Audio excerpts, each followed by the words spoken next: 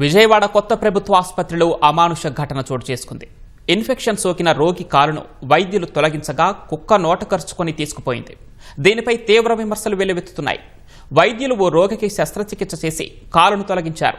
దాన్ని తరలించేందుకు ఓ సంచిలో వేసి ఆసుపత్రి మొదటి అంతస్తులో ఉంచారు. ఇంతలో మొదటి అంతస్తు వరకు వచ్చిన ఓ కుక్క ఆ కాలిని నోట కరుచుకొని బయటకు పరుగులు తీసింది. సేఫ్ వాహనం, మున్సిపల్ కార్పొరేషన్ వాహనాలు 3 రోజులకు ఒకసారి వస్తూ ఉండటంతో ఆ సంచిని మొదటి అంతస్తులో ఉన్న వ్యర్థాల గదిలో ఉంచారు. అందులోకి వెళ్లిన శునకం ఆ సంచిలోని కాలును నోట కరుచుకొని ఆసుపత్రి బయటకు పరుగులు తీసింది. తర్వాత దాన్ని పీక్కొని కొంత భాగం తినేసింది. అసలు ఆసుపత్రి ఆవరణలోకి కుక్కలు రాకుండా సెక్యూరిటీ సిబ్బంది చూసుకోవాల్సి ఉండగా అది ఏకంగా మొదటి అంతస్తు వరకు వచ్చింది. తర్వాత సిబ్బంది అప్రమత్తమై కుక్కను వెంబడించి దూరంగా వదిలేసిన కాలి భాగాన్ని తీసి భద్రపరిచారని తెలుస్తోంది.